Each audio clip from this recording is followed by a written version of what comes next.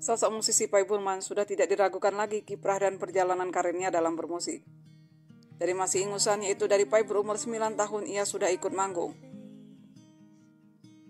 Waktu itu Pai punya grup bernama Cobra yang manggung dari satu perkebunan ke perkebunan lain di kota Medan.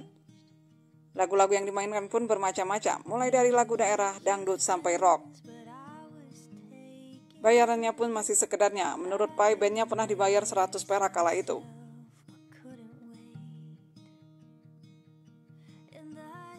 Kecintaan Pai pada musik memang dari warisan keluarga, karena hampir seluruh anggota keluarga suka musik, dari orang tua, paman-pamannya. Bahkan ibunda Pai sempat mendirikan studio rekaman setelah ayah Pai meninggal. Tapi sayangnya karena ada masalah, studio itu pun bangkrut, sehingga harta keluarga Pai pun ikut ludes. Dari sinilah Pai memutuskan untuk fokus bermusik agar bisa membantu ekonomi keluarga. Di usia remaja, lewat permainan gitarnya, Pai sudah bisa membiayai 2 adiknya untuk terus bersekolah di Jakarta.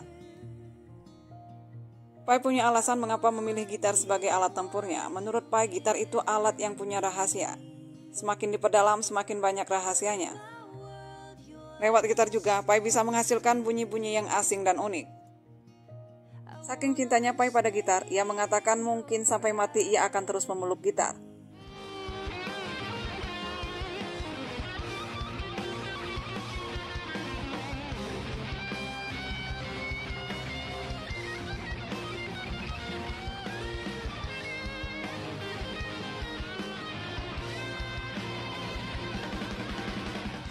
Pria yang selalu konsisten dengan rambut panjang. Dari awal karir hingga kini, Pai tak pernah mengubah style rambutnya, di mana para musisi sudah bertransformasi dari rambut gondrong menjadi berambut pendek hingga botak. Pai tetap setia dengan rambut panjangnya. Menurut Pai, sejak belum musim rambut panjang, ia sudah berambut panjang. Rambut panjang tidak ada hubungannya dengan gaya bermusik, tapi dulu memang iya. Banyak cewek yang bilang berambut panjang adalah pesona metal, ujar Pai.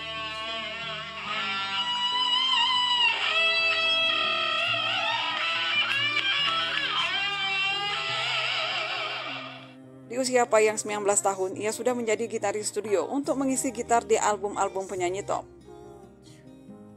Sayatan gitar Pai bisa disimak dalam album-album Nika Ardila, Anggun C. Sasmi, hingga Konidio. Gue ngisi gitar. Oh, jadi apa, session ya? Player jadinya ya waktu itu. Dari situlah akhirnya pun mulai ngisi konser Nika Ardila waktu itu ya. Tapi terakhir pokoknya itu hits lagu Bintang Hidupan waktu itu ya. Lu Bang? Gue itu masih kecil tuh, masih umur berapa gue. Sayatan gitar Pai memang ciamik, jadi tak heran dulu meski usianya relatif muda, tapi pesona sayatan gitarnya telah mengundang tawaran seorang produser untuk membuat album solo gitarnya.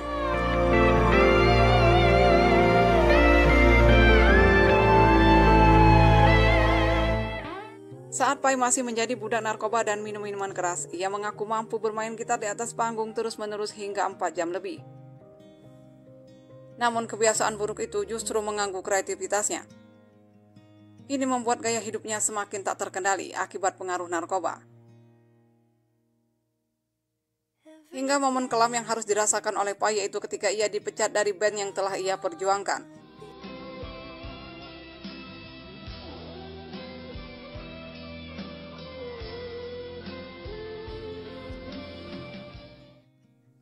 Tapi disinilah sosok musisi sejati dalam diri Pai Burman. Ia tak pernah berkoar-koar soal pemecatan itu. Baru-baru ini saja terungkap soal pemecatan Pai dari Slank. Mengapa Pai pantas disebut seorang musisi sejati? Karena ia murni bermusik tanpa cari sensasi atau gimmick di depan kamera. Pai bisa saja sesumbar musisi lain yang telah melahirkan banyak artis ternama. Lewat tangan dinginnya, banyak musisi yang berhasil berkat Pai Burman. Bahkan Slank saja bisa masuk dapur rekaman itu juga berkat Pai, yang punya banyak jaringan pertemanan dengan orang di industri rekaman. Lalu Andi Liani, Rotor Band, dan juga Thomas Ramdhan mengaku kalau Pai lah yang berjasa dalam karir mereka. Gua ketemu sohib-sohib gua zaman-zaman apa tuh Mas? Zaman-zaman zaman-zaman susah ngomong lah. Ayah. Ini guru spiritual. Enggak, guru kehidupan. Kehidupan yang menunjukkan jalan di Jakarta dari yang tikus sampai yang enggak. Ini yang orang yang gue intilin terus. Iya. ini. Wah, apa ya? Banyak deh. Kebaikannya banyak banget. Alah, sama aja. Akhirnya keulang lagi makan subuh-subuh. Yoi. Oke. Selain itu, lewat kolaborasinya dengan Dewi, mantan istri Pai, telah membuat artis-artis ternama semakin populer berkat lagu ciptaan Pai dan Dewi yang mereka nyanyikan, seperti Kotak, Utopia, Lobo, Bagindas, hingga Agnes Monica. Tapi Pai tak pernah berkoar-koar di media tentang jasanya pada musisi-musisi yang pernah ia bantu. Bisa saja pamor Pai setara dengan Ahmad Dhani kalau ia melakukan strategi seperti yang dilakukan Ahmad Dhani, yaitu selalu mengundang kontroversi. Tapi itulah Pai, dia musisi sejati yang benar-benar berkarya bukan dengan sensasi.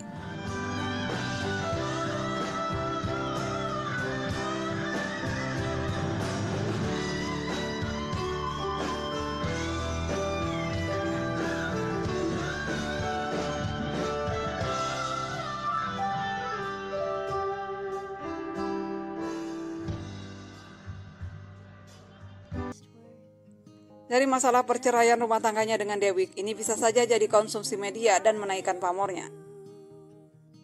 Tapi justru Pai malah menyimpan rapat-rapat masalah perceraiannya itu.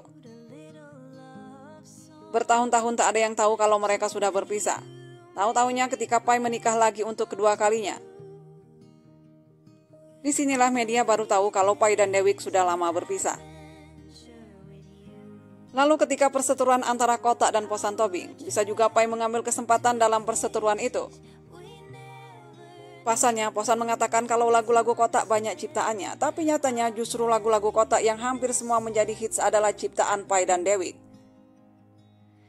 Lagi-lagi Pai tak pernah muncul mengambil peran dalam perselisihan antara Posan versus Kotak itu.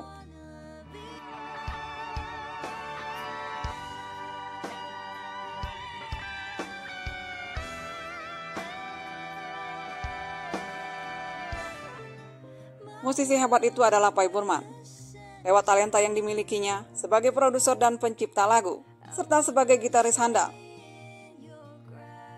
Pengamat musik saja mengatakan notasi yang dimainkan oleh Pai sangatlah unik. Selain itu, talenta yang juga dimiliki Pai Burman adalah sebagai vokalis. Ia pernah melahirkan album berjudul Bungaku Hilang, dan dalam album ini pun ia berhasil menyabet penghargaan sebagai vokalis terbaik.